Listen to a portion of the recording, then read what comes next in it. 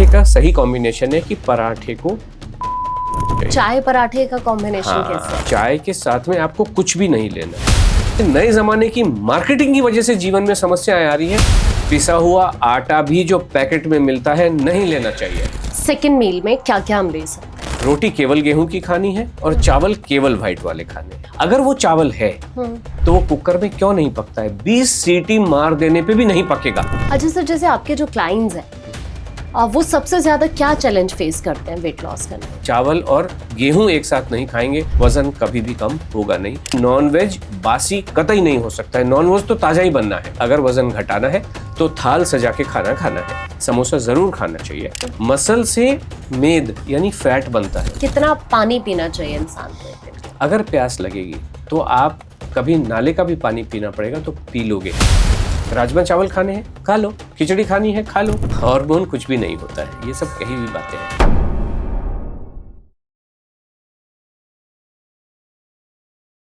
आज के शो में हमने समझने की कोशिश की कि पीसीओडी की प्रॉब्लम में आपका लाइफस्टाइल किस तरह का होना चाहिए, या फिर आपका लाइफस्टाइल जो आज है वो क्या वाकई ठीक है या फिर नहीं है। सबसे बड़ी बात, आज एक सबसे बड़ी प्रॉब्लम है इनफर्टिलिटी। इसके पीछे का रीजन क्या है समझने की हमने कोशिश की। साथ ही आप अगर पूरी तरह से फिट रहना चाहते हैं तो आपकी डाइट किस तरह की होनी चाहिए, प्रोटीन, फाइबर, इन सब चीज़ों की जब आप बात करते हैं तो क्या वाकई आपकी बॉडी के लिए इम्पोर्टेंट है क्या? पानी कितना पीना चाहिए, कितना सोना चाहिए, सब कुछ समझने की कोशिश की हमने। एंड तक ज़रूर देखना, क्योंकि आज के जो हमारे गेस्ट हैं सुधीर आष्टा सर हमारे साथ हैं एक बार फिर से। वो आपको बता रहे हैं कि आप किस तरह से अपनी पूरी की पूरी जो आपकी डेली रूटीन है वो होनी चाहिए, कितनी मील होनी चाहिए, उसमें आपको क्या खाना चाहिए, क्या नहीं खाना चाहिए। तो एंड तक देखते रहिए। और अगर अभी तक चैनल को सब्सक्राइब नहीं किया है तो चैनल को भी सब्सक्राइब कर दीजिए। Hello sir, how are you? मैं बिल्कुल ठीक हूँ आकांक्षी जी, धन्यवाद मुझे फिर से इनवाइट करने के लिए। सर एक्चुअली आपको इनवाइट करना इसलिए बनता था क्योंकि मैंने जब लास्ट वाला एपिसोड आपके साथ किया, लोगों ने बहुत सारे कमेंट्स किए।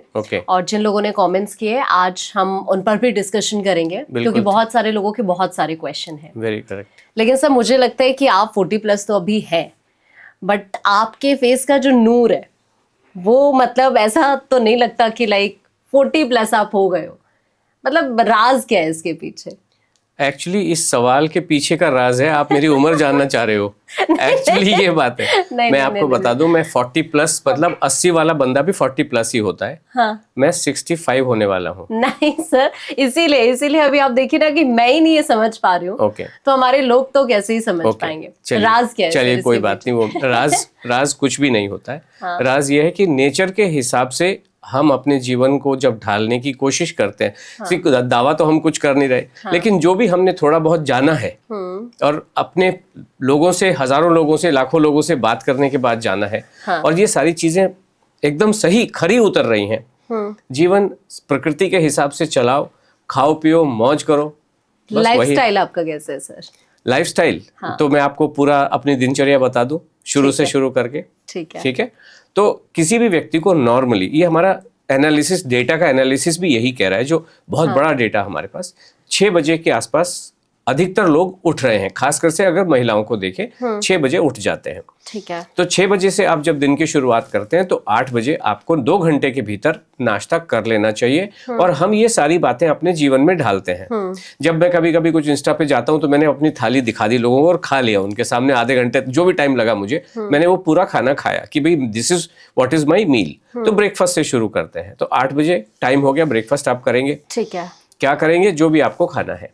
ओके। उसमें चाहे आलू के पराठे हो, चाहे सादे पराठे विद सब्जी हो, चाहे वो रोटी विद सब्जी हो, चाहे वो पोहा हो, उपमा हो और इडली हो या उत्तपम हो, कुछ भी चीज़ हो। ठीक है।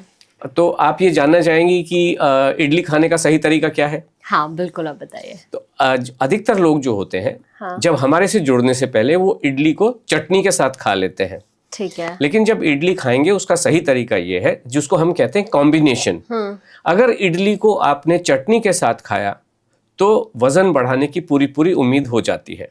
अगर आप चटनी के साथ खाएं, अगर आप वो जो नारियल की चटनी होती है ना, फिर वो चटनी भी लोग, कोई नारियल की बना रहा है, कुछ लोग उड़द की दाल की भी बना लेते हैं। हाँ। या चने की दाल, उड़द की दाल मिला के पीस पास के कुछ बना लेते हैं। बट अगर आप इडली खा रहे हो तो सही तरीका ये है, इडली तो आप जैसी मर्जी बनाए।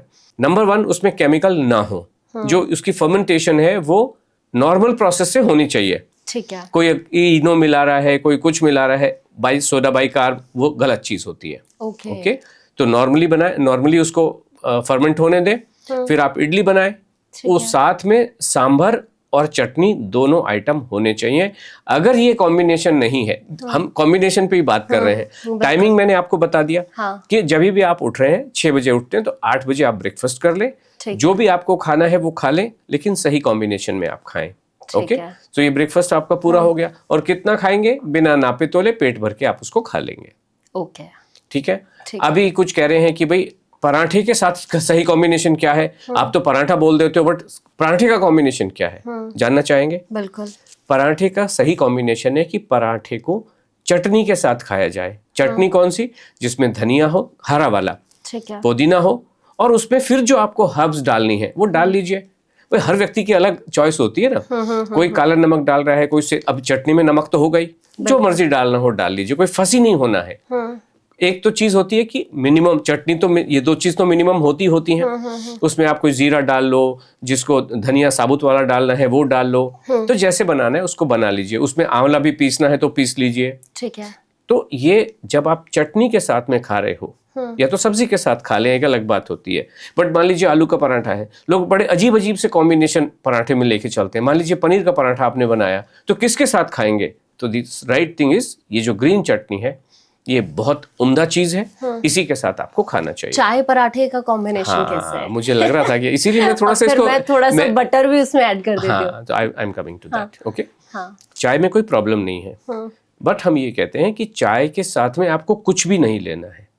सवाल नहीं है कि आपने पराठे के साथ चाय लिया, मैं इसको ऐसे कहता हूं कि चाय के साथ आपने पराठा लिया है ना, तो ये जो कॉम्बिनेशन है ये बिल्कुल भी ठीक नहीं है। चाय पियो, लेकिन या तो आप पहले पी लो या तो बाद में पियो। अब आप पूछोगे कितना बाद में, तो कम से कम 1 घंटे के बाद आपको लेना चाहिए या 1 घंटे पहले लेना चाहिए। ओके, ये जो कॉम्बिनेशन जो आपने बोला है ये उचित नहीं है। अब जैसे मैं वापस इस पर आऊंगी सर, हम यहीं से आगे कंटिन्यू करेंगे, लेकिन अभी क्या होता है कि जैसे जो लोग सुबह अर्ली मॉर्निंग उठ रहे हैं जी, तो वो दिन की शुरुआत अपनी चाय से करते हैं। चाय के साथ कुछ हल्का फुल्का, कुछ नमकीन हो जाती है, फैन हो जाते हैं, रस हो जाते हैं। मैं भी उनमें से एक हूँ जो आजकल मैं भी ऐसे नहीं लेना, इसीलिए मैंने पहले ही आपको जवाब दे दिया। अच्छा, चाय लेने में कोई प्रॉब्लम नहीं है, but then it has to be only चाय। ओके, तो फिर उससे एसिडिटी की प्रॉब्लम नहीं होगी? अगर आप, बिल्कुल भी नहीं होती है एसिडिटी की प्रॉब्लम। देखिए, सिर्फ चाय की रिस्पॉन्सिबल नहीं है, हम बात करेंगे, लेकिन आपका जो दिन भर का रूटीन है वो आपका कैसा है। एसिडिटी का मतलब है आपका जो डाइजेस्टिव सिस्टम है, जैसे आज की भाषा में गट सिस्टम कहते हैं, वो अगर पंक्चर्ड है, डैमेज्ड है, तो इसका मतलब सिर्फ एक चाय की, बेचारी एक चाय की वजह से थोड़ी हो रहा है। आप 24 घंटे में और क्या क्या नादानियां कर रहे हो या क्या नहीं कर रहे हो, उससे डैमेज होता है। और उसको रिपेयर कैसे करेंगे? जब आप ये, हम लोग जो रूटीन बात करने वाले हैं, इससे होता क्या है, फाइनली आपका गट सिस्टम रिपेयर हो जाता है, आपकी हेल्थ अच्छी हो जाती है, और आपका वजन और आपका जो जनरल हेल्थ है वो ठीक होने लग जाता है। और एसिडिटी भी तो हेल्थ का एक पार्ट है ना। कोई भी अनकंफर्टेबल सिचुएशन वो हेल्थ का पार्ट है, चाहे वो माइग्रेन के रूप में हो, चाहे वो गिरते हुए बालों के रूप में हो। और जो आपने कहा स्किन का glow, this is all everything shows कि आपका जनरल हेल्थ कैसा है। So this is how it is. अच्छा सर, अब वापस आते हैं। हमने ब्रेकफास्ट में ऐड कर ली इडली और आपने पोहा बताया, जो मन करे हमने ऐड कर लिया। ठीक है, अब नेक्स्ट मील क्या है इसके बाद? आप नहीं, एक मील आपका, आपने सवाल पूछा था लेकिन आप थोड़ा सा भटक गई, आपने मक्खन के बारे में पूछा था। राइट, मैं भूल ही गई। मक्खन, चाय और ये पराठा। तो चाय की तो हमने बात बता दी। अभी मक्खन की बात करते हैं। हम बटर की बात करें कि मक्खन की बात करें? दोनों कर लेते हैं। ओके, तो बटर जो है, बटर मतलब अंग्रेजी जमाने का हो गया, जो डब्बे में बंद आता है। तो उसके लिए तो हमारा, देखिए मैंने अभी आपसे क्या कहा कि केमिकल का समावेश जीवन में 0 होना चाहिए या टेंडिंग टुवर्ड्स 0। एक मैथमेटिक्स में टर्म होती है कि 0 तो नहीं हो सकता, बट उसको मिनिमाइज करो। मिनिमाइज मैंने आपसे क्या कहा कि इडली में नेचुरल रूप से फर्मेंटेशन होने दीजिए। तो इसी तरीके से बटर वर्सेस मक्खन। बटर कंप्लीट नो, बटर मतलब जो फैक्ट्री से आता है, डब्बे, आपको पता नहीं उसमें क्या है, हमने पेस्चराइज किया है जी, हमने अल्टीमेटली केमिकल डाल रहे हैं। बिल्कुल। जब भी कोई चीज पैकेट में है, इसका मतलब है कि वो एक शेल्फ पे जाएगा। जब शेल्फ पे जाएगा तो शेल्फ लाइफ भी होगी। और शेल्फ लाइफ कहाँ से आती है? वो आड़ कबाड़, ये जो उसको केमिकल बोले, उसको इमल्सिफायर्स बोलिए, उसको whatever you call it, but fact of the matter है कि वो केमिकल है और वो हमारे स्वास्थ्य के लिए अच्छे नहीं होते हैं। तो बटर इज नो। मक्खन में कोई प्रॉब्लम नहीं है। वो जो मक्खन आप दूध लेके आ रहे हो, जहाँ से भी आ रहा है, उसकी मलाई जम रही है, उस मलाई को आप जामन लगा के जमा रहे हो, फिर घर में उसको बिलो रहे हो, चाहे मिक्सी में या रई लेके, जो भी आप उसको कहते हैं, समझ गए ना आप, जो एक वो लकड़ी वाली जो होती है, उससे आप उसको बिलोइए। चाहे घर में पतिदेव बिलोएं, चाहे बच्चे बिलोएं, चाहे जो भी करे, और वो जो मक्खन निकलता है आप आनंद लीजिए। मक्खन निकलने का एक जो इस मेथड से जो चीज निकलती है, एक और चीज निकलती है जिसको मट्ठा कहते हैं। मट्ठा और बटर मिल्क दो अलग अलग चीजें होती हैं। जैसे मक्खन और बटर अलग है, ऐसी बटर मिल्क और मट्ठा, ये दो अलग अलग चीजें हैं। तो ये जब आप बिलोएंगे, मलाई को जब बिलोएंगे तो मक्खन अलग हो जाएगा। और मट्ठे में डालिए ना आप, भून के जीरा डालिए, उसमें पुदीना सुखा के उसका पाउडर करके डालिए, उसमें काला नमक डालिए। सोचिए कितना मुंह में पानी आ रहा, मेरे तो अभी आ गया, जबकि मेरे को भी आ रहा है। इवन सर पहले गांव में लोग ऐसे ही करते थे कि वो जो चूल्हे की राख होती थी उसमें बाकायदा उसका एक छोक तैयार किया जाता था और उसमें उसको पूरा रेडी करके रायता बनाया जाता था। बिल्कुल, मतलब आप उसमें भुना हुआ जीरा, सोचिए कितना, और फिर जो मक्खन है उसको आनंद लीजिए ना। कहाँ प्रॉब्लम है? प्रॉब्लम तो सारी ये नए जमाने की मार्केटिंग की वजह से जीवन में समस्याएं आ रही हैं। अगर आप मैंने क्या कहा, हेल्थ मतलब नेचर, तो हम सारी चीजें नेचर के हिसाब से लेके चल रहे हैं। सो this is how it is. अच्छा सर, ये बटर मिल्क को भी इंक्लूड कर लीजिए साथ ही अभी, क्योंकि ये घर का मट्ठा तो हमने देख लिया। अभी ये जो मार्केट में नॉर्मली आप बिल्कुल भी नहीं लेना है मार्केट की। देखिए आकांक्षा जी, हम मार्केट की, मैंने बटर के बारे में बताया। अभी जो नेक्स्ट चीज आती है मार्केट की, कोई भी चीज, मैं अगर इसको मोटे तौर पे कहूं, पिसा हुआ आटा भी जो पैकेट में मिलता है नहीं लेना चाहिए। अगेन वही आता, जब पैकेज है तो शेल्फ लाइफ है, शेल्फ लाइफ है तो कुछ ना कुछ केमिकल एडिशन होता ही है। गेहूं लेके चक्की पे पिसवा लो ना। यहाँ का तो मुझे सिस्टम पता नहीं है, बट हम अपने गांव में तो कनस्तर सर पे रखते थे या कंधे पे रखते थे, पिसा के ले आते थे। आज भी बम्बई में तो बहुत चक्कियां हैं, जगह जगह जगह जगह चक्कियां हैं। बल्कि हम अपने ग्रोसरी वाले को कहते हैं आटा पिसवा के भेज दो, तो वो उसको भी पता है कि हम कैसा आटा खाते हैं, मोटा दरदरा ऐसा वाला पंजाबी आटा, सब वो है ना, नॉमेनक्लेचर है। तो वो उसको पता है कि ये गेहूं लेते हैं, ये वाला चक्की पे पिसवाते हैं, ये ग्रेड का आटा पिसवाते हैं, वो दे देता है। तो पिसवा लो, क्या प्रॉब्लम क्या है? और खुद को भी जाना पड़े तो ये सेहत है ना, इतना समय दे दीजिए। सो this is how it is. तो इसलिए बाहर का जो आप ले रहे हो बिल्कुल भी नहीं लेना है, बिल्कुल भी नहीं लेना है। खासकर से वो चीजें जो रॉ हैं, खासकर से वो चीजें जो किसी और के द्वारा टच की गई हैं, आपको नहीं लेनी चाहिए। अगर आप बाहर हैं तो हमारा ये कहना है, इडली सांभर आप खाएंगे, पका हुआ होता है, बढ़िया स्टीम्ड होती है, खा लीजिए, कोई प्रॉब्लम नहीं है। लेकिन फ्रूट अगर खाना है तो बाहर का कटा हुआ नहीं खाना चाहिए। आप केला बाहर खाना है तो केला खा लो, कोई टच नहीं करेगा उसको। जब आप उसको खोलेंगे तो आप ही खोलेंगे। तो इस तरीके की चीज़ों का ध्यान रखना है। इसको थोड़ा सा और आगे मैं लेके चलता हूँ। कुछ लोग जब बाहर खाना खाते हैं तो ये माउथ फ्रेशनर बिल्कुल भी नहीं लेना है। कोई भी माउथ फ्रेशनर किसी भी तरीके का बिल्कुल भी आपको नहीं लेना है। यू नेवर नो ये किस तरीके से आपको कहाँ ले खाना है आपको। तो एक इलायची खोलिए, उसके 2-4 दाने आप, और वो भी पैकेज वाला नहीं, कि जो एक्चुअली वो पैकेज के नाम पे वो जो प्रोडक्ट जिन्होंने बना रखे हैं, एक्चुअली उन्होंने वो इलायची इसलिए बनाई है कि तंबाकू बेच सकें, जिसको प्रॉक्सी ऐड कह सकते हैं। तो ये जो सारी चीज़ें हैं जो पैकेज्ड हैं वो नहीं लेनी है।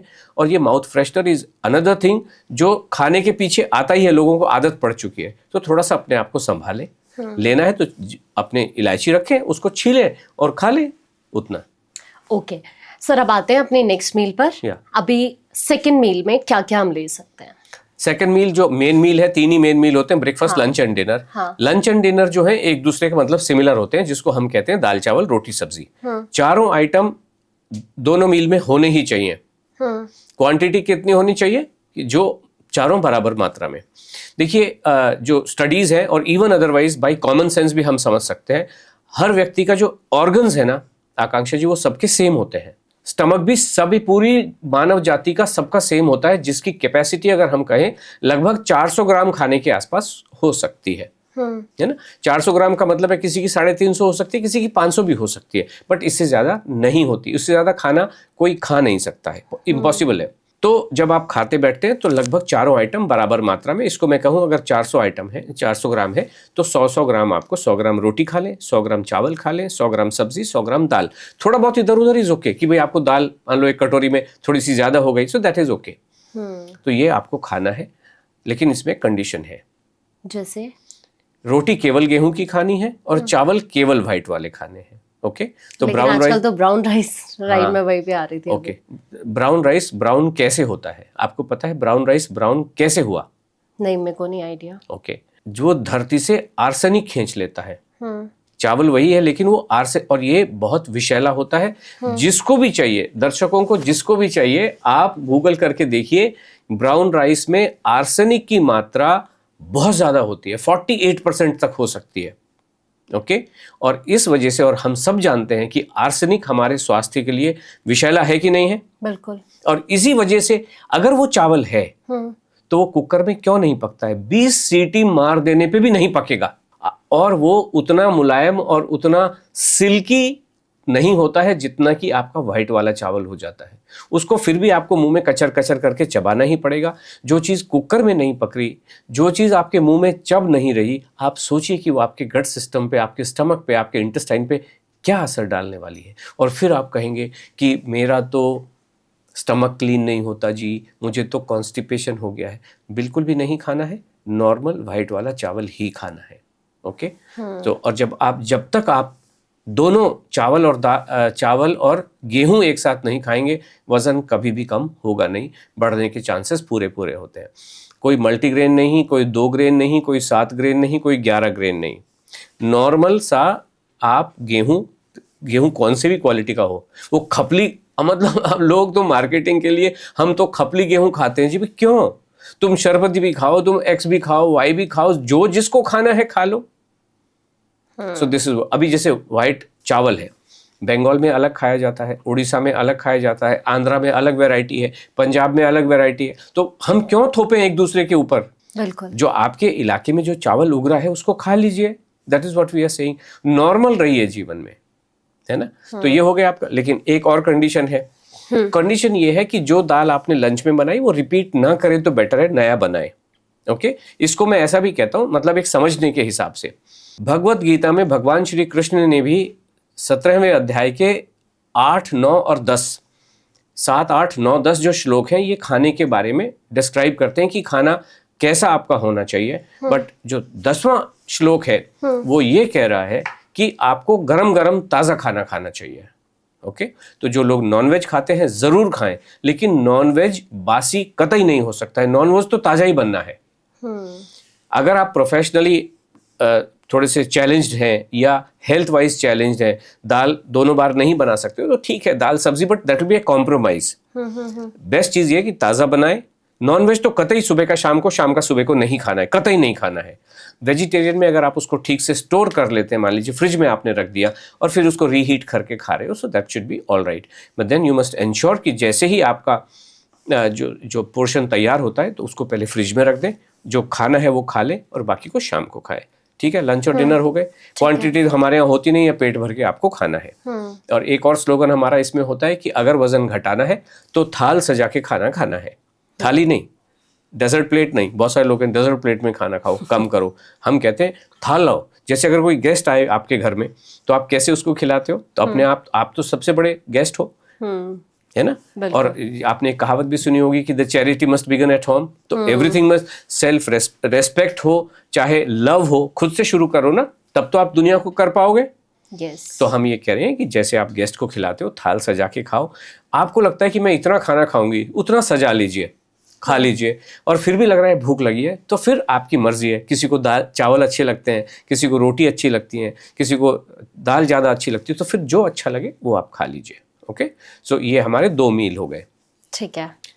अब आप कहेंगे कि भाई समय आपका अपना, लेकिन डिसिप्लिन मेंटेन कीजिए। आप कि आपने मान लीजिए सोचा कि 2 बजे मैं लंच करूंगी, काम धाम वाले लोग हैं। अगर काम वाले नहीं, मान लो होम मेकर है, डिसाइड कर लो अपना कि बॉस मैं 2 बजे लंच करूंगी, तो 2 बजे आप हर दिन 2 बजे कर लीजिए।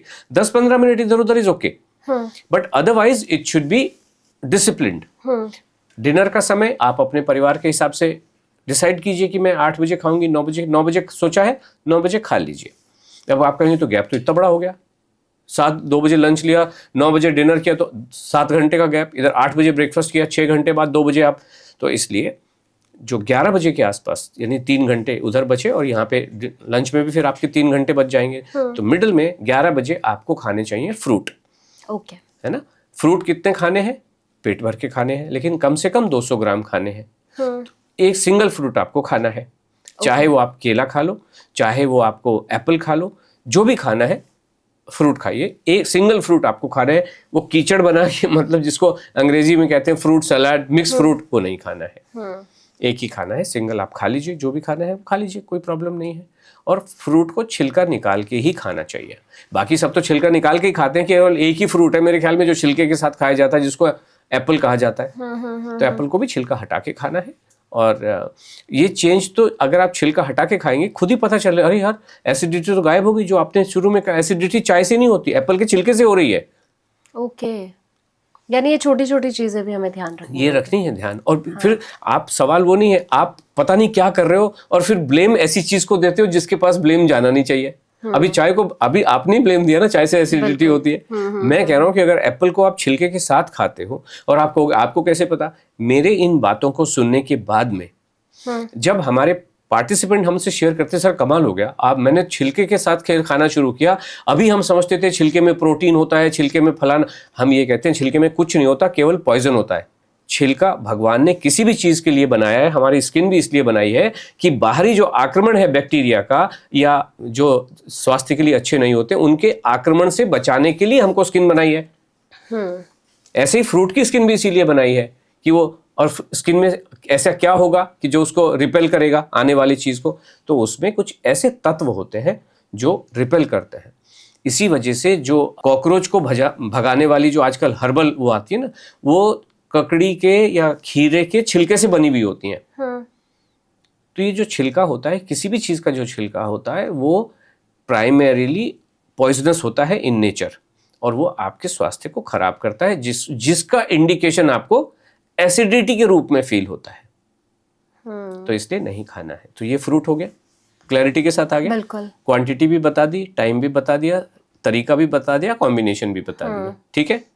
तो आई थिंक दर्शकों को भी क्लैरिटी आ गई होगी। जो लोग रात में सोने से पहले उनको होता है कि 1 कप चाय हो जाए, दूध हो जाए, कुछ लोग मिल्क लेकर ही रात में सोते हैं, या कुछ लोग एट लास्ट ग्रीन टी ले लेते हैं, या फिर अलग अलग बहुत सारे, आज तो कैमोमाइल टी, बहुत सारी टी है। तो ये क्या ठीक रहते हैं? अभी पहले 5 बजे वाला एक बार डिसाइड देख लेते हैं, फिर उसके बाद में एक रह गया, क्योंकि हमने सारे 4 मील डिसाइड कर लिए। अब 2 बजे से लेके 7, 8 बजे, 9 बजे तक का जो डिनर है वो काफी लॉन्ग हो जाता है। तो शाम को आपको कोई स्नैक लेना चाहिए। ओके, वो स्नैक किसी भी रूप में हो सकता है, चाहे वो उबले हुए छोले हो, चाहे वो मूंगफली हो, या कुछ भी हो, वहां पे जो आपको अच्छा लगता है वो वहाँ पे। अगर दर्शकों को कुछ और लगता है तो आप कमेंट में लिख लीजिए, हम कमेंट में जवाब दे देंगे, बट हमारे हिसाब से जो भी आपको अच्छा लगता है वहाँ पे वो खा लेना चाहिए। फिर सवाल पता है क्या आने वाला है? समोसा खा लें क्या? समोसा जरूर खाना चाहिए, लेकिन पहले सिस्टम को ठीक कर लीजिए। इस समय यहाँ पे जो नेचर के हिसाब से, मतलब जो समोसा भी नेचर के हिसाब से है, बट ये थोड़ा डाइजेस्टिव सिस्टम पे हैवी हो सकता है। अगर आपका डाइजेस्टिव सिस्टम पहले से पंक्चर्ड है, जो 1 कप चाय को नहीं झेल सकता है और चाय से एसिडिटी होती है, सो 7 दिन के बाद आप 7 दिन नॉर्मल रहिए, जीवन में केमिकल फ्री रहिए, जो मैंने अभी आपको बताया, और उसके बाद में आप डेफिनेटली इसको समोसे को खा सकते हैं। ओके, देन उसके बाद में समोसा हो, कचौड़ी हो, कुछ भी हो, लेकिन गिल्टी फील नहीं करना है। You should be with peace of your mind, you should have the peace of mind कि भाई गिल्टी फील ना हो, ब्लेम ना करें। अभी जैसे अब चाय को ब्लेम कर रहे हैं, कोई इसको ब्लेम कर रहा है, लेकिन आपको पता नहीं है कि किस चीज को ब्लेम करना है। फाइनली हमारा जो डाइजेस्टिव सिस्टम है वो फटा हुआ है, पंक्चर्ड है, डैमेज्ड है, उसको हम रिपेयर करेंगे और उसके बाद आगे चलेंगे। अब आपने कहा ये वाली बात, ये होता क्यों है पता है? किसी भी चीज की अगर आपको आदत पड़ी हुई है तो ये आपने अपने आप को ब्लेम दे दिया कि मुझे आदत है। एक्चुअली आदत होती नहीं है।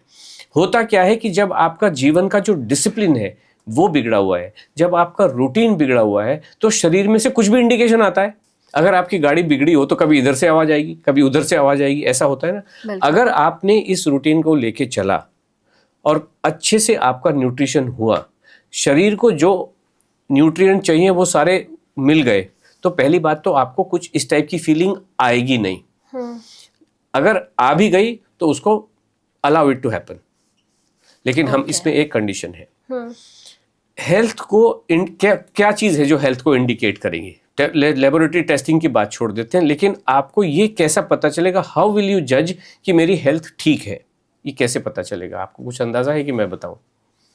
मतलब मुझे लगता है कि बंदा खुद ही पॉजिटिव रहता है अगर ऐसा होता है तो। या आपको पता होता है अगर हम अच्छा कुछ खा रहे हैं, पहले तो माइंड ही आपका इंडिकेट करता है सारी चीजें, और वो माइंड से अगर अभी जैसे मेरे साथ होता है, अगर मैंने चाय पी ली तो मेरे माइंड में चलता रहता है कि आज मेरे को प्रॉब्लम होनी ही होनी है। हाँ, ओके। सो और कभी मैं इग्नोर कर दूं तो मुझे पूरा दिन ये फील नहीं होगा कि मैंने कुछ ऐसा चाय पी है, चाय के साथ सुबह कुछ खाया है। ओके, तो मुझे लगता है सारा तो खेल माइंड का ही है। हाँ, ये तो आपने बहुत ही अच्छा एक डायमेंशन अलग दे दिया, और हम इसी को कहते हैं कि माइंडसेट इज वेरी इंपॉर्टेंट।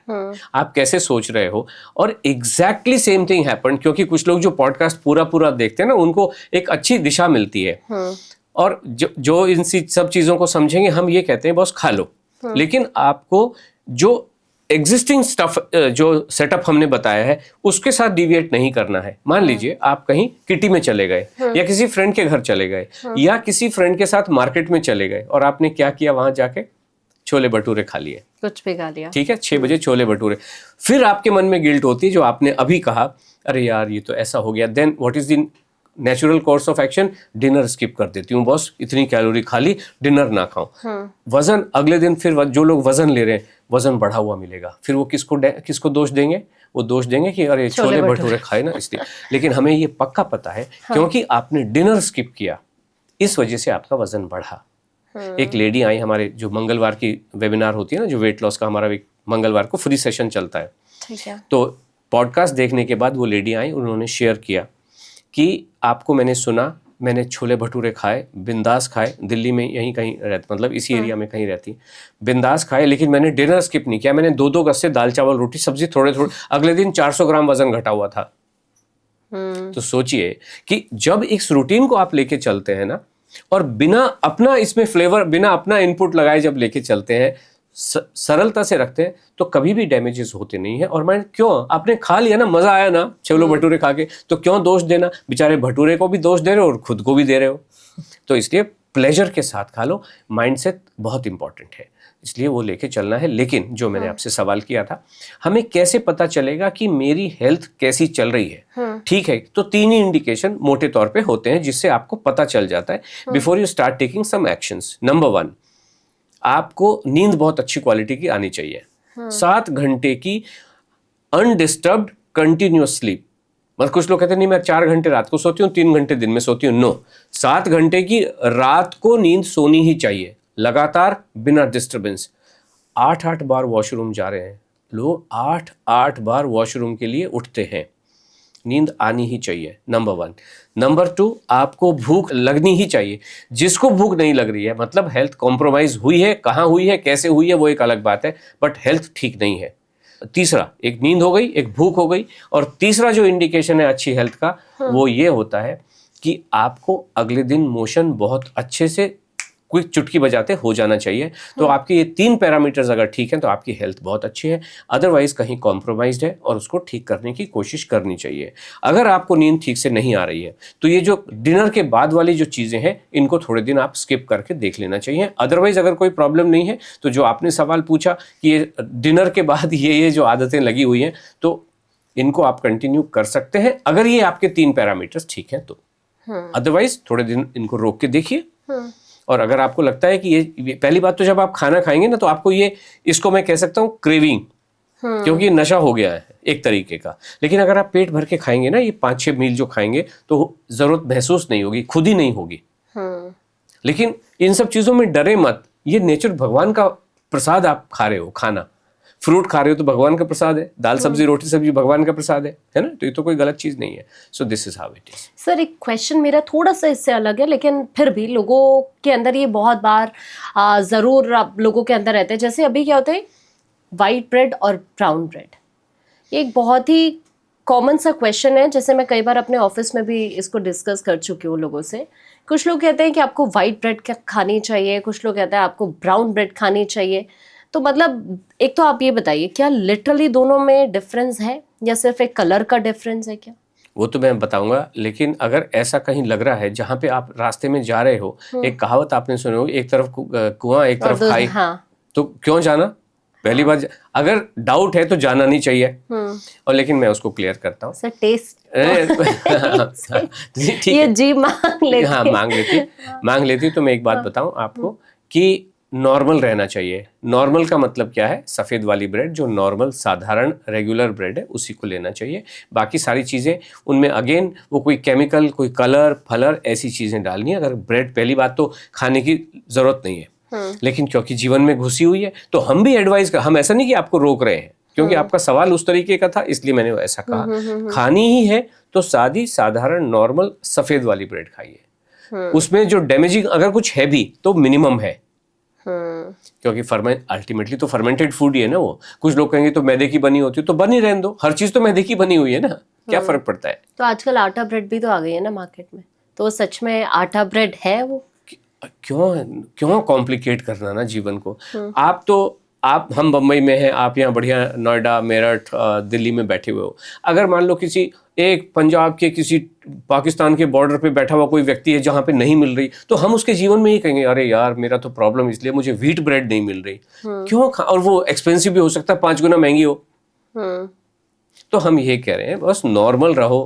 हम तो फ्रूट भी खाने के लिए कोई एग्जोटिक मना करते हैं खाने के लिए कि एवोकाडो बिल्कुल भी नहीं खाना है। एक एवोकाडो के प्राइस में आप सोचिए कि आपको साल भर के खरबूजे मिलेंगे कि नहीं मिलेंगे? बिल्कुल। तो क्यों खाना ऐसी चीजें जिनसे कोई भी एडवांटेज है नहीं? और अगर किसी ने रिसर्च भी की है तो वो रिसर्च खरबूजे पे क्यों नहीं करी, है ना? और रिसर्च क्या होती है कि आपने एवोकाडो लिया और उसको माइक्रोस्कोप में देखे, अरे ये जिंक लग रहा है इसके अंदर, ये निकिल लग रहा है, अरे अंदर जाके वो क्या कर रहा है, वो निकिल हार्म कर रहा है कि नहीं कर रहा है, कैसे पता? तो इसलिए हम कहते हैं नॉर्मल रहिए, एबनॉर्मल बनने की बिल्कुल भी जरूरत होती नहीं है। अच्छा सर, अब आते हैं हम पीसीओडी पर। एक बहुत ज़्यादा आज के टाइम में कॉमन है ये प्रॉब्लम फीमेल्स के लिए। मैं आपसे ये समझना चाहती हूँ कि क्या ये हमारे बिगड़ते लाइफस्टाइल की वजह से है या फिर एक मेडिकल कंडीशन है? आपको क्या लगता है? PCOD is the tip of the iceberg. Okay, ये ओनली 10% जो आपने बात की है ना, एक बड़ा आज जो प्रॉब्लम का विषय चल रहा है, जो सब्जेक्ट आपने छेड़ा है, वो है इनफर्टिलिटी की समस्या। और इनफर्टिलिटी अभी तक हमारे यहाँ ये चल रहा है कि India has become the diabetic capital of the world, it has become obesity capital of the world, ऐसा सुना है ना? नाउ अभी तक ये फ्रेज आया नहीं है, लेकिन धीरे ही आएगा। India has become infertility capital of the world. आज अगर आप सरकारी आंकड़ों को देखें तो 25 करोड़, मतलब 150 में से 25 करोड़ कपल्स, फर्टिलिटी जब आएगी तो कपल्स की बात आएगी, 25 करोड़ जो कपल्स हैं वो इनफर्टिलिटी की समस्या से जूझ रहे हैं। ये सरकारी आंकड़े हैं, और सरकारी आंकड़े को अगर सही मान भी लें, पहले तो वो क्वेश्चन मार्क होता है, बट मान लो सही मान भी लेते हैं तो इतने लोग तो परेशान हैं। और ये इस बात को इंडिकेट करते हैं कि समय के साथ ये इनफर्टिलिटी की जो समस्या है ये बढ़ती जा रही है। और जब समस्या बढ़ती जाएगी तो कुछ लोग हैं जिनके तो बल्ले बल्ले हैं और वो उसको रूट कॉज को अटैक कर नहीं पा रहे हैं। क्यों नहीं कर पा रहे हैं? क्योंकि पीसीओडी भी क्या है कि आपके जेनेटिक जो सिस्टम है उसका डिस्टर्बेंस है। This is what it is. और इसका ये लार्जर सिस्टम है।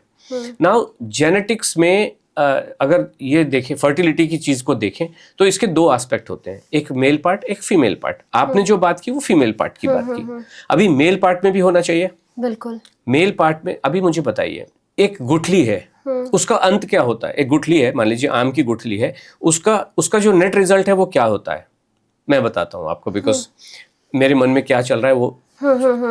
गुठली से पेड़ बनता है, ठीक है? पेड़ पे फ्रूट लगते हैं। फ्रूट क्यों लगते हैं? क्योंकि फ्रूट में भी गुठली होती है। और ये क्यों बना था? पेड़ में गुठली क्यों बना रहा है ईश्वर? ईश्वर प्रकृति का निर्माण चाहता है, और वो निर्माण बीज के माध्यम से ही हो सकता है। Do you agree with this और नो? बिल्कुल, है ना? तो बीज से ही यानी कि अब फ्रूट क्यों बनाया ईश्वर ने इतना मोटा? मतलब अगर आप देखो, एप्पल में इतने इतने से बीज होते हैं, नींबू में इतने इतने से बीज होते हैं, लेकिन उसका जो बाहरी जो तामझाम है, उसका स्किन है, उसका जो गुद्दा है, पल्प है, वो इतना मोटा मोटा होता है। क्यों होता है? क्योंकि उस ईश्वर को बीज को बचाना है। इसीलिए बीज के ऊपर एक और हार्ड शेल होता है जिससे प्रकृति का निर्माण हो सके। यस और नो? प्रकृति का निर्माण अगर हम मानव में कहें तो वो शुक्र से होता है कि नहीं होता है? वो उसका प्रोडक्शन होना चाहिए कि नहीं होना चाहिए? बिल्कुल। तो इसलिए ये जो जिस कारण से पीसीओडी हो रहा है उसी कारण से मेल के अंदर भी डेफिशिएंसीज होती हैं। शुक्र का निर्माण नहीं होता है तो पावरफुल नहीं होता है, और या नंबर्स इनसफिशिएंट होते हैं। दोनों चीज़ें, नंबर्स भी होने चाहिए और पावरफुल भी होने चाहिए, दोनों चीज़ें ज़रूरी हैं। ये सारी चीज़ें कहाँ से आएंगी? अगर हम पहले मेल वाले की बात करें, मैं पीसीओडी पे आता हूँ। पीसीओडी मेल जेनेटिक सिस्टम का डिसऑर्डर है और स्पर्म का ना बनना ये मेल सिस्टम का डिसऑर्डर है, और जब तक ये दोनों ठीक ठाक नहीं होंगे तब तक गड़बड़ है। यस, ये बात ज़रूर है कि अगर आंकड़ों को देखें तो फीमेल परसेंटेज इज लार्जर। क्यों? मेल तो फिर भी बेचारा खाना खा लेता है, घरवाली दे देती है, अगर ना भी खाए तो अपना ध्यान नहीं रखती है। बिल्कुल। और देखिए, मैं एक श्लोक हमारे भारतीय सिद्धांत से, आपको पता है ये शुक्र जो कैसे बनता, हम खाना खा क्यों रहे हैं? ईश्वर ये चाहता है कि हम जिंदा रहें और प्रकृति का निर्माण हो, यही दो चीज़ें हैं ना, इसी वजह से ऐसा हो रहा है। तो हमारे जो ग्रंथ हैं, वैदिक जो ग्रंथ हैं, उसमें एक सूत्र है, रसाद रक्तम ततो मांसम मांसाद मेदः प्रजायते मेदाद अस्थि ततो मज्जा मज्जायाम शुक्र संभव। ये इस तरीके से होता है, जब आप खाना खाते हैं, खाना खाने से आपका बनता है रस, भोजन का रस है ना, आप समझ सकते हो ना। उसके अंदर यहाँ से कुछ सलाइवा मिलता है, अंदर से यहाँ से कुछ एंजाइम्स मिलते हैं, पेट में जाके कुछ एंजाइम्स और कुछ मिलते हैं, पेनक्रियास से कुछ आता है, गॉल ब्लैडर से कुछ आता है। तो ये सारी सिस्टम में भोजन के रस से शरीर का रस बनता है, जिसको प्लाज्मा कह सकते हैं या प्लेटलेट, जो भी कहें उसको। उससे रसाद रक्तम ततो मांसम, उसके बाद निर्माण होता है, रक्त से निर्माण होता है हमारी मसल का। मसल पहले बनती है, मसल से मेद यानी फैट बनता है, मेद से अस्थि बनती है, हड्डियां बनती हैं, हड्डी से मज्जा बनती है, बोन मैरो। और इस टोटल सिस्टम के बाद में जो अंत में किसी चीज़ का निर्माण होता है तो वो शुक्र बनता है। और अगर आप खाना नहीं खाएंगे तो शुक्र नहीं बनेगा। यानी कि क्या मतलब हुआ? इनफर्टिलिटी की समस्या हो गई कि नहीं हो गई? बिल्कुल। और इस प्रोसेस में 44 डेज लगते हैं। ये पूरे साइंटिफिक आधार के साथ, एविडेंस के साथ मैं आपको बता रहा हूं, ये सूत्र है। अब आगे कहेंगे इसका आगे क्या होता है, शुक्र से क्या बनता है? शुक्र से बनता है ओजस, जो हमारे दिल में उसका स्थान होता है, दिल में। और ओजस से बनता है प्राण, यानी कि प्राण जीवन जीने के लिए, जीवन के लिए आपको खाना खाना ही पड़ेगा, अदरवाइज ये टोटल सिस्टम आपके वीक रहेंगे। ना मसल बनेगी, ना रक्त बनेगा, ना मसल बनेगी, ना फैट बनेगा, ना हड्डियां बनेगी, ना बोन मैरो बनेगी। और इसी वजह से सारी प्रॉब्लम हो रही है, क्योंकि इन सब लोगों ने किस चीज़ को कट किया है? आपके टॉप को, भोजन को ही कट कर दिया। जब भोजन को ही कट कर दिया तो उसका मेल में शुक्र नहीं बन रहा, और फीमेल में वो जो शुक्र है वो आप समझ सकते हो पीसीओडी के रूप में आपको दिखाई देता है। पीसीओडी का मतलब यही होता है कि जब आपका जो सिस्टम है वो काम नहीं कर रहा, आपकी ओवरीज काम नहीं कर रही हैं, आपकी फैलोपियन ट्यूब्स काम नहीं कर रही हैं, आपकी जो सिस्टम है वो काम नहीं कर रहे हैं, तो वो जो डिफेक्ट है वो पीसीओडी, पीसीओएस के रूप में आपको सामने आता है। और जब आप खाना खाना शुरू करते हैं तो इसको, समस्या को ठीक होने में दिन कितने लगते हैं? पीसीओडी पता कैसे चलता है? ये सारी पता चलती है कि आपके जो पीरियड्स है इरेगुलर हो जाते हैं। दो चीज़ों में इरेगुलरिटी आती है। Number 1 the amount of the flow and number 2 is the frequency of the flow. Flow आता ही जाएगा तो रुकता ही नहीं है, या ऐसा होगा कि स्टार्ट ही नहीं हो रहा है, कभी 28 दिन में आ रहा है, कभी 40 दिन में आ रहा है, कभी this is what is happening. ये रेगुलर होने में, फ्लो को रेगुलर होने में, और एक बहुत अच्छी जो चीज़ होती है, और उससे दिमाग भी पका पका रहता है, और भी फिजियोलॉजिकल एंड साइकोलॉजिकल बहुत सारी चीज़ें होती हैं, वो सारी चीज़ें तो आसानी हो जाती हैं। और ये सारी चीज़ें मैंने श्लोक के माध्यम से आपको बताया। स्वास्थ्य हमारा खाने से ही आएगा, भोजन रस से ही आएगा, रसाद रक्तम, ये यहीं से शुरू होता है। अच्छा सर, जैसे पीसीओडी की जिस को भी प्रॉब्लम है, कौन से फूड आप रिकमेंड करते हैं? नॉर्मल खाना, या फिर जैसे कभी अगर प्रॉब्लम किसी को एट प्रेजेंट है तो आप क्या रिकमेंड करते हो कि हार्मोनल बैलेंस रहे? देखिए, हार्मोन कुछ भी नहीं होता है, ये सब कही हुई बातें हैं। मान लीजिए, अगर मान लो मैं इसको ऐसे लेके चलता हूँ। आप आजकल तो एक इलेक्ट्रॉनिक चीजें आ गई हैं, बट पुराने जमाने में इंसाफ का तराजू भी होता है ना, बैलेंस मतलब तराजू। अगर आप मार्केट में आम लेने गए पुराने जमाने में, है ना, आपने कहा भाई 2 किलो मैंगो दे दे, उसने 2 किलो के बाट इधर रखे और इधर यहाँ पे मैंगो रखे, और ये मैंगो का ऊपर है, ये इम्बैलेंस हो गया, तो आम वाला क्या करेगा, आम वाला इसमें एक और आम डाल देगा, और ये बैलेंस हो जाएगा। वो क्यों रखेगा मैंगो? क्योंकि इसलिए रखेगा क्योंकि उसको पता चल गया है कि ये इम्बैलेंस है, तो वो अपनी एक्सपर्टीज के हिसाब से वहां पे आम रख देगा और ये बैलेंस कर देगा। अगर आपको ये पता चल गया है आपके अंदर तो हार्मोनल इम्बैलेंस है जी, तो कर दो ठीक। भाई आप किसी के एक्सपर्ट के पास किस लिए जाते हो कि मेरी जो समस्या है, मुझे ये भाषण सुनने के लिए थोड़ी जाता हूं, अरे तुम्हें तो हार्मोन इम्बैलेंस हो गया बॉस, अब तो कर दो बैलेंस। मैं एक समस्या लेके आपके पास आया हूं या आई हूं कि मुझे ये प्रॉब्लम है। अगर आप एक्सपर्ट हैं और आपको पता चल गया है कि हार्मोनल इम्बैलेंस हो गया है, तो दे दो मुझे, कर दो बैलेंस। लेकिन ये कर नहीं पाते हैं, ये शब्दों में ही घुसे रहते हैं। आपको तो थायराइड, आपकी जो ग्लैंड है ना, मेल फंक्शन कर रही है, इसलिए आपका थायराइड का जो हार्मोन है वो काम नहीं कर रहा है, तो कर दो ठीक। फिर वो कहेंगे नहीं, अभी आप ये थायरोक्सिन खा लीजिए या थायरोनॉम खा लीजिए। लोग जी, और कब तक डॉक्टर साहब, कब तक खाऊं? जीवन भर खानी पड़ेगी। ये तो ये कल्याण है, ये एक्सपर्टीज है कि जो आपको ठीक ही ना कर पाए। और जब आप खाना खाते हैं आकांक्षा जी, नॉर्मल खाना जो मैंने आपको रूटीन बताया, इससे ये सारी प्रॉब्लम ठीक होने में समय नहीं लगता है। हार्मोन क्या है? हार्मोन भी तो रस से जो चीजें कन्वर्ट होती हैं वो उसका एक पार्ट है, और वो सारी चीजें नॉर्मल हो जाती हैं। प्राण जब बनते हैं, प्राण का मतलब ये है कि आपके जिस जिस ऑर्गन को जो जो न्यूट्रिएंट चाहिए वो खाने के माध्यम से ही मिलता है। हमारे शरीर में किडनी को किडनी का न्यूट्रिएंट मिल जाएगा, लिवर को लिवर का न्यूट्रिएंट बन जाएगा। आजकल ये कह रहे हैं अरे ये NAFLD, non alcoholic fatty liver disease, this India is becoming a capital of this.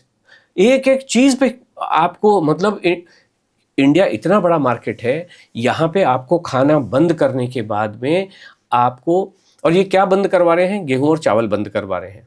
क्यों बंद करा रहे हैं? अंग्रेज जितने भी वेस्टर्न वर्ल्ड है वो तो मुर्गा ही फाड़ रहा है अधिकतर केसेस में, बिल्कुल, वहां तो रोटी सका है नहीं, तो इसलिए आपकी रोटी बंद करवा रहे हैं। ये नादान लोग, इग्नोरेंट लोग अपना बिजनेस चलाने के लिए ये this is what they are doing कि आपका खाना बंद करवा दे। तो वो जो सबसे पहला जो ब्लॉकेज है ना, रसाद रक्तम, रसी नहीं बनेगा तो प्राण बनेंगे नहीं, और आपको कोई ना कोई प्रॉब्लम, किसी को लिवर की प्रॉब्लम है, कहीं इनफर्टिलिटी की, ये सारी की सारी प्रॉब्लम तो बढ़ती चली जा रही हैं।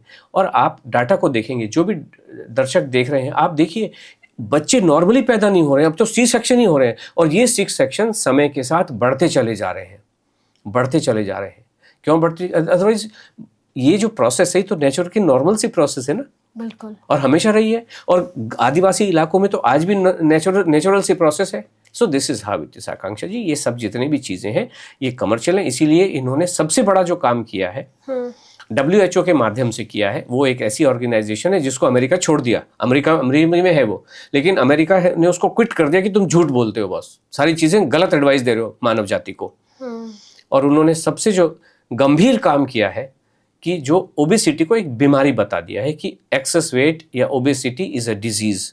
ये डिजीज नहीं है, ये केवल एक सिम्टम है इस बात का कि आप खाना खाते नहीं हो, आपको खाना खाने से डर लगता है, आपका रूटीन ठीक नहीं है, आपके टाइमिंग ठीक नहीं है, जीवन में डिसिप्लिन ठीक नहीं है, और आपके खाना खाने के कॉम्बिनेशंस ठीक नहीं है। और मैंने क्लियर कट एग्जांपल्स के माध्यम से आपको बताया कि समय क्या ठीक होता है, कॉम्बिनेशंस कैसे ठीक होते हैं। This is what it is. इनमें करेक्शन कर दो, और ये करेक्शन करना तो मुश्किल काम है नहीं बिल्कुल भी।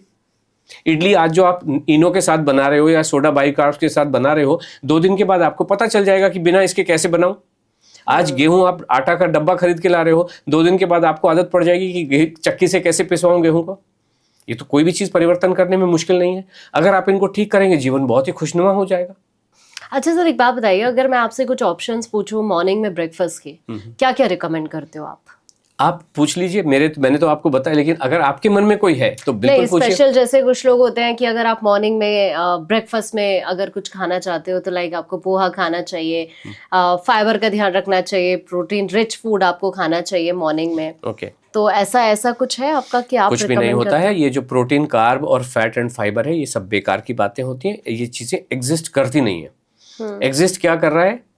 पराठा एग्जिस्ट कर रहा है, दिखता है ना, पराठा पोहा एग्जिस्ट कर रहा है, तो खा लीजिए। That is what we are saying कि पोहा खा लो, उपमा खा लो, फिलहाल जो शुरुआत करनी चाहिए। लेकिन ब्रेकफास्ट में मैंने तो ना आज खूब सारे फ्रूट खाए, गलत बात है।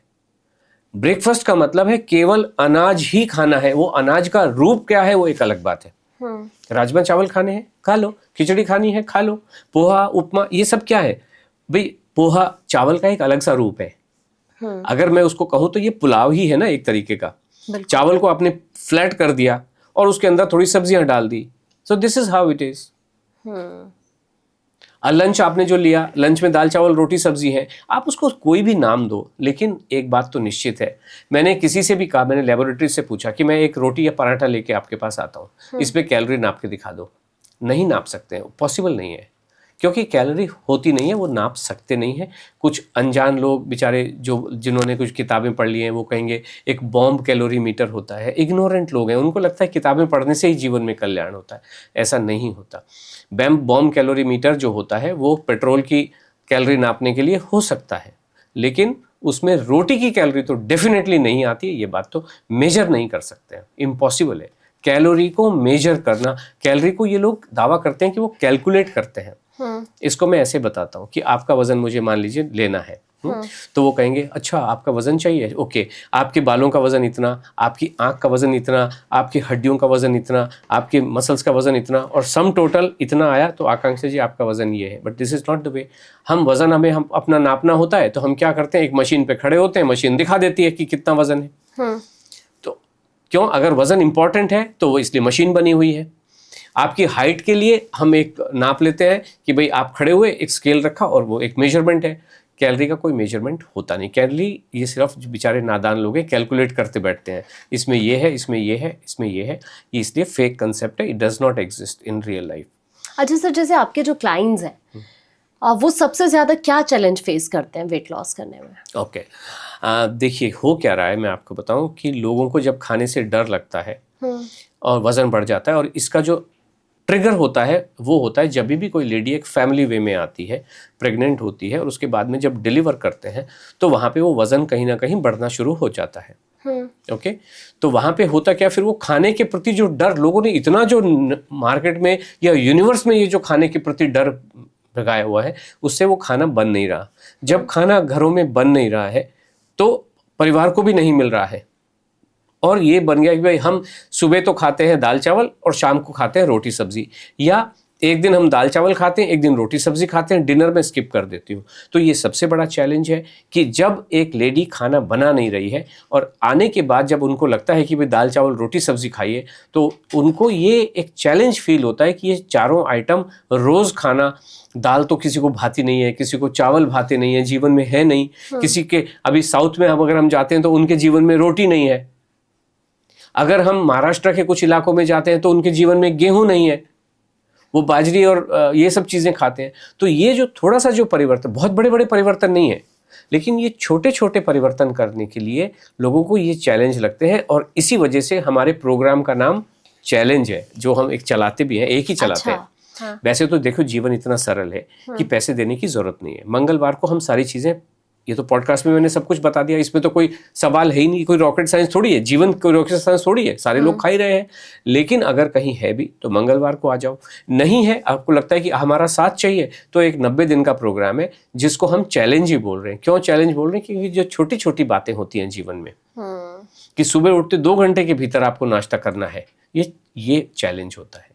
अच्छा सर, लोग कहते हैं कि आप जब अगर आप डाइट करते हो या अपना लाइफस्टाइल आप सही कर रहे हो, तो आपके अकॉर्डिंग कितना पानी पीना चाहिए इंसान को एक दिन के अंदर? ओके, खाना कितना खाना चाहिए? पेट भर के। पानी कितना पीना चाहिए? सर वो तो होता है ना कि कई बार लोग भूल जाते हैं पानी पीना, ठीक है। अभी जैसे मेरा हो जाता है कई बार, दिन में कभी कभी तो 1 ग्लास ही रहता है, 2 ग्लास रहते हैं, तो ऐसे होता है। लेकिन लोग कहते हैं कि आप 8 ग्लास पानी कम से कम दिन में आपको पीना चाहिए। अभी आपने सही बात पे, अब आप सही बात, 2 लीटर तो पानी होना चाहिए, 2 से 3 लीटर। क्या ऐसा सच में होना चाहिए? बिल्कुल भी नहीं होना चाहिए। देखिए साइंस क्या होती है, अगर न्यूटन के सिद्धांत को लें तो वो अमेरिका में भी काम कर रहा है, चंद्रमा पे भी काम कर रहा है। साइंस वो होती है जो अडिग हो, उसी को साइंस कहते हैं, है ना। अगर इसमें कोई साइंस होती आपने आपने अपने वक्तव्य में खुद ही कहा, और आपका स्टेटमेंट तो बहुत सारे स्टेटमेंट का निचोड़ है, और वो निचोड़ भी एकदम सटीक नहीं हो पाया। आपने कहा कोई कह रहा है 2 लीटर पानी पियो, कोई कह रहा है 3 लीटर पियो, कोई कहता 5 लीटर पियो। ये साइंस होती है भाई? अगर साइंस होती तो वहां होता भाई आपको 5 लीटर पानी पीना चाहिए या 3 लीटर पीना चाहिए। हर व्यक्ति बदल बदल के क्यों बोल रहा है? बोल क्यों रहा है? अगर हर व्यक्ति ये कह रहा है कि पराठे में 100 ग्राम पराठे में 300 ग्राम कैलोरी होती है, तो एवरीबडी वुड सब वही बात करेंगे। क्यों बात करेंगे? क्योंकि इंटरनेट पे या जो रेडी रेकनर है कैलोरी का, उसमें लिखा हुआ है।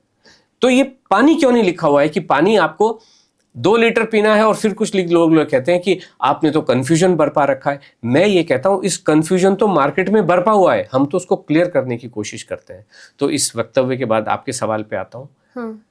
आपने क्या कहा कि मैं पानी पीना तो भूल जाती हूँ। हाँ, कई बार होता है ऐसे, है ना? लेकिन आप बिल्कुल भी नहीं भूलते हो, ये आपका मानना है, आपका धारणा है। अगर प्यास लगेगी तो आप कभी नाले का भी पानी पीना पड़ेगा तो पी लोगे, लेकिन आप इसलिए नहीं पी रहे हो क्योंकि आपको प्यास लगी नहीं है। प्यास लगेगी तो इंडिकेशन अंदर से आएगा, फिर कैसे भूलोगे? भूलोगे कैसे?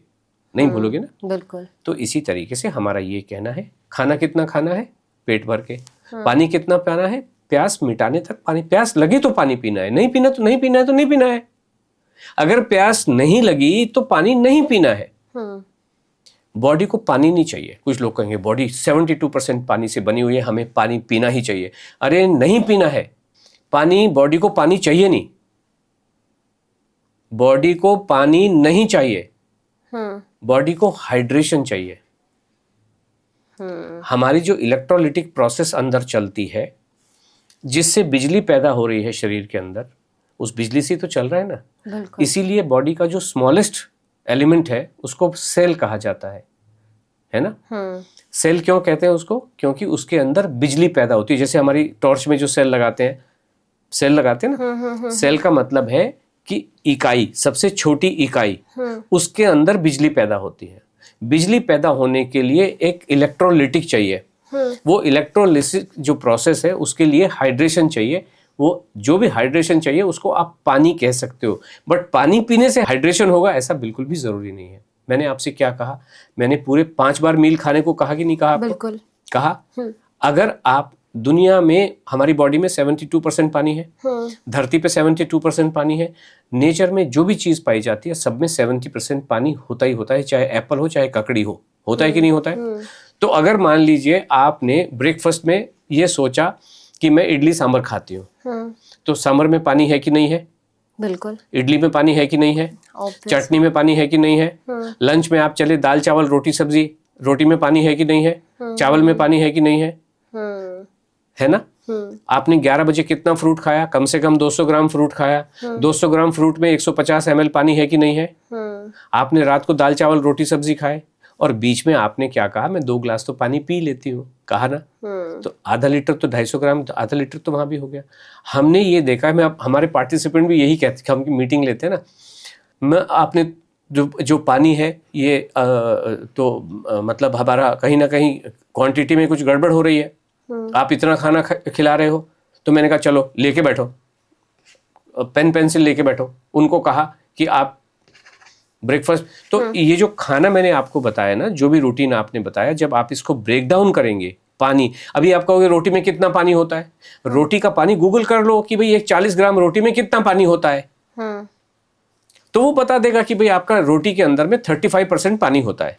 चावल में भी, दाल में भी 45% से 55% पानी, दाल में ज्यादा भी हो सकता है अगर मीडियम कंसिस्टेंसी की दाल है। So what I am saying is कि जब लोग कैलकुलेट करने बैठते हैं, हाँ इसमें तो 2 लीटर 200 ml पानी आपके खाने से आपको नॉर्मली मिल जाता है। तो ये जो लोग कह रहे हैं, ये कंसेप्ट कहाँ से आया पानी का? ये वेस्टर्न वर्ल्ड से आया, जहाँ पे रोटी सब्जी का कंसेप्ट नहीं है, जहाँ पे सब्जी दाल खा नहीं रहे हो, वहाँ पे चिकन फाड़े जा रहे हो आप बैठे हुए, फिर इसलिए वो सलाद खाते हैं। क्यों? सब सिस्टम जैम पड़ा हुआ है, कॉन्स्टिपेशन है, निकल रहा नहीं है, तो फिर वो सलाद खाते हैं। और सलाद भी ऐसे नहीं, हम तो क्या सलाद को ऐसी कचर कचर करके खा लेते हैं कि नहीं खा लेते हैं। वहाँ पे वो ड्रेसिंग डालेंगे जिसमें ऑलिव ऑयल भी होगा, कैस्टर ऑयल भी होगा, हर्ब्स भी होंगी। हम ऐसी मगजमारी करते हैं क्या सलाद में? कुछ नहीं करते। वहाँ पे लोग इसलिए खाते हैं कि कुछ करके बाहर निकले। तो इसलिए ये जितने भी कंसेप्ट आ रहे हैं, ये हमारा भारतीय संस्कृति तो इतनी एनरिच्ड रही है, इसको धक्का मार के इन भूखे नंगे, तो भूखे नंगे थे अंग्रेज वाले, हमारा पैसा लूट लूट के इन्होंने कुछ कोट पैंट पहनना सीखा। बिल्कुल। अच्छा सर, मुझे डिश का नाम नहीं याद आ रहा है वैसे, एक डिश मैंने अभी इंस्टा पे देखी, उसको कहा जाता है कि गट क्लियर करने के लिए बहुत बढ़िया है कि आप रात में जो बॉइल्ड राइस रहते हैं उनको पानी में डाल के रख देते हैं मटके में, और फिर सुबह दही के साथ आप उसको हल्का सा छोंक लगा के खा सकते हैं। कांजी की बात कर रहे हो? हाँ, कुछ अलग अलग नाम बोलते हैं, इधर महाराष्ट्र में अलग बोलते हैं और उड़ीसा की साइड लोग अलग बोलते हैं, केरल की साइड शायद इसको ज़्यादा खाया जाता है। ओके। तो ऐसा लिटरली होता है क्या? देखिए, जो ये मैं आपको ना कुछ बेसिक से लेके चलता हूँ, जिससे आपकी भी समझ हो और दर्शकों की भी समझ आए। हाँ। एक इमेजिन कीजिए सिनेरियो, आपने कभी किया नहीं होगा बट इमेजिन किया जा सकता है, बड़ा सिंपल सा एक सवाल है। जब आप चावल को एक कनस्तर में, मान लो जैसे हमारे ज़माने हम लोग बहुत सारा चावल, कनस्तर भर के चावल आ जाता था, ये चावल अगर कनस्तर में बहुत लंबे समय तक पड़ा रहे तो क्या होता है, कभी आपको अंदाजा है? हाँ, उसमें वो भी तो हो जाती है, कीड़े टाइप से कुछ हो जाते हैं, अगर आप वो बंद ही रहेगा तो पूरा टाइम, मेरे हिसाब से हो जाता है ना। उसमें दो तरह के होते हैं, एक तो वो पैर वाला जीरा होता है, राइट, हाँ भाई, और एक वो वाइट वाले कहाँ से आए बंद चावल के अंदर, वो कहाँ से आया? चलो, ये तो आपको पता है, वहां पे कुछ हो जाता है, इसको आगे चलते हैं। अभी आपने चावल पकाने का एक जिम्मा मत उठाया कि आप चावल पकाने हैं आपको, आपने उन चावलों को बहुत अच्छे से धोया, 4 बार 5 बार चावल धो लिए, ओके, फिर आपने उसको आधा घंटे भिगो के रखा और उनको फिर धो लिए, तो उसके ऊपर जो भी बैक्टीरिया कहीं चिपका है तो वो उतर जाएगा कि नहीं उतर जाएगा? कंप्लीट बाहर निकल जाएगा, निकलेगा कि नहीं निकलेगा? फिर आपने क्या किया कि उसको कुकर में 2-3 सीटियां दे दी। कुकर का मतलब है कि पानी 100 डिग्री से ज्यादा और उसके ऊपर प्रेशर भी बहुत सारा है। अगर कोई कीड़ा यहाँ पे बैक्टीरिया बच भी गया तो मर जाना चाहिए कि नहीं मर जाना चाहिए? मर जाना चाहिए ना। अब आपने उस चावल को जो खाने थे खा लिए और एक कटोरे में बच गए और आपने उसको बाहर रखा, तो क्या होगा? रात भर बाहर पड़ा रहा तो क्या होगा? उसमें भी आ सकता है ऐसा कुछ, वो घुस जाता है ना, खराब हो जाता है कि नहीं, स्टेल हो जाता है। कहाँ से वो बैक्टीरिया कहाँ से आया? पके हुए चावलों में जब आपने उसके सब कुछ धो दिया, उसको पका दिया, खूब जला दिया, कहाँ से आया वो बैक्टीरिया? ये सारी चीजें, पूरा जितना भी जो सिस्टम है, जितना भी यूनिवर्स है, it is all made up of this micro organisms. ये होते ही हैं, आप जो मर्जी कर लो, you cannot get rid of this. Mango पेड़ पे लगा, अगर पेड़ पे लगा रहा तो क्या होगा? पक जाएगा। नहीं, पक जाएगा। हाँ। अगर आप कच्चा तोड़ लाए और आपने किचन में एक कटोरी टोकरी में डाल के रख दिया तो क्या होगा? पहले वो पकेगा, पकेगा, और आपने फिर छोड़ दिया तो क्या होगा? वो रखा हुआ है वहां पे, you are not doing anything, just रखा हुआ है, पक गया, फिर क्या होगा? फिर भी आपने छोड़ दिया उसको तो क्या होगा? पकने के बाद तो धीरे धीरे खराब ही हो जाएगा, खराब, सड़ जाएगा। क्यों? आप तो कुछ नहीं कर रहे।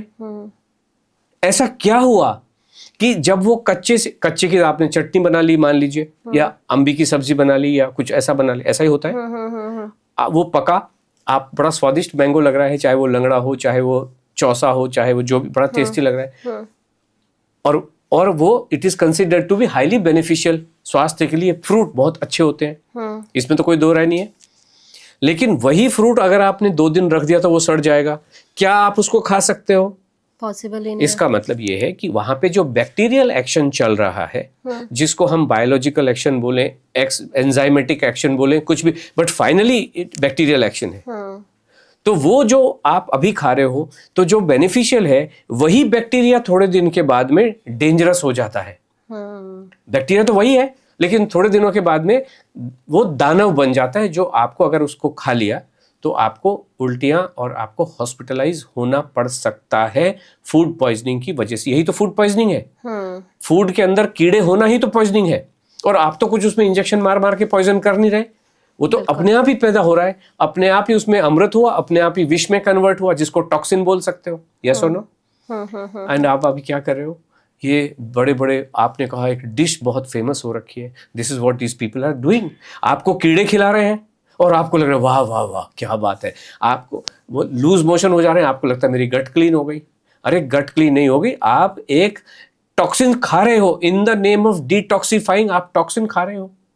हम ये कहते हैं, अगर ये जो प्रोसेस चावलों में आपने बाहर की, अगर आप चावल वही खा लेंगे तो वो एक बेनिफिशियल चीज़ अंदर जाएगी, अंदर जो बेनिफिट वाले बैक्टीरिया हैं वो ज़्यादा पनपेगी, उनको मज़ा आएगा कि नहीं आएगा? आपकी गट तो वैसे ही क्लीन हो जाएगी, होगी कि नहीं होगी? ये सारे जो सिस्टम इसलिए चल रहे हैं आकांक्षा जी, कि हमारे सब लोगों की कॉन्स्टिपेशन, जीवन में कॉन्स्टिपेशन भरा हुआ, चीची हो नहीं रही। फिर वो इस ग्रीन माइक्रो, कभी माइक्रो ग्रीन आएगा, कभी वो बीट रूट की कांजी आ जाएगी, कभी ये सड़े चावलों की आ जाएगी। सड़ा हुआ खाना खिला रहे हैं सारे लोग आपको, मतलब बीट रूट को आप 7 दिन धूप में रख दो, उसके बाद पियो, नॉनसेंस है। और अगर क्लीन हो जाता है, मैं कह रहा हूँ इन सब चीज़ों से अगर क्लीन हो जा रहा है तो लोग क्यों आके नहीं कह रहे मैं बहुत परेशान थी? ये बाबा जी लोग, इन्फ्लुएंसर जी बताते चले जा रहे हैं, खाना खाने को तो कोई नहीं कह रहा हमारे अलावा। ऐसी ऐसी बातें, कुछ नहीं करना है, नॉर्मल रहिए। जब जो रूटीन मैंने आपको बताया है, ये रूटीन जो लेके चलेंगे, सिस्टम 7 दिन के अंदर सेट हो जाता है, 3 दिन में सेट हो जाता है, बट 7 दिन में डेफिनेटली सेट होगा। नींद बहुत अच्छी आने लगेगी। काजू बादाम अखरोट पिस्ता बंद कर दीजिए, लौकी जूस करेला जूस बंद कर दीजिए, बाजरा जवारी बंद कर दीजिए। केवल गेहूं और चावल पे आपका जीवन निर्धारित और आधारित होना चाहिए। पानी को पानी की तरीके से पीना है, कोई धनिया का पानी, जीरे का पानी बिल्कुल भी पीना नहीं है। क्योंकि कौन सी औषधि, ये बहुत स्ट्रांग पोटेंट मेडिसिन है। आप दिन भर बैठे हुए कोई ये खा रहे हो, एंटीबायोटिक खाते जा रहे हो? नहीं खा रहे हो ना। और हम सब जानते हैं कि हल्दी बहुत स्ट्रांग एंटीबायोटिक है, लेकिन आप घोल घोल के पीते जा रहे हो। पी रहे हो कि नहीं पी रहे हो? नहीं पीना है, इसी वजह से तो टॉक्सिसिटी आती है। फिर ये कहते हैं अब ये पियो, फिर उससे और टॉक्सिन। और होता क्या है, एक बैक्टीरिया का ओवरडोज टॉक्सिन है। फिर ये प्रीबायोटिक के नाम पे, क्योंकि उसको प्रोडक्ट बेचना है, 10 ही रुपए का है, चलो पी लो, लेकिन कीड़े पी रहे हो आप। कमाल है, कहां से ऐसा, मतलब समझदारी के नाम पे उसने कहा नहीं इसके अंदर ये प्रीबायोटिक है। कीड़े को प्रीबायोटिक नाम की, इसके अंदर मिलियन, वो आता है ना एक मीठा मीठा दूध आता है, पिए। जापानीज है जी ये जापान वालों ने तो दुनिया में जीवन में तबाही मचाई है। क्यों? उसने 1963 में एक घड़ी बनाई जिसका नाम पेडोमीटर था, और 10,000 कदम, साइंटिफिक है। 10,000 कदम तो आपको चलने चाहिए। अगर किसी की टांग टूटी है, जो बेचारा चल नहीं पा रहा, पोलियो वाला है, उसके जीवन में तो अंधकार लगेगा ना उसको, मैं चल नहीं पा रहा हूं तो कैसे करूं? ये सब बेकार की बातें। जीवन में नॉर्मल रहो, खाना खाओ मौज मस्ती से, उसी से कल्याण है, और कोई भी रास्ता नहीं है।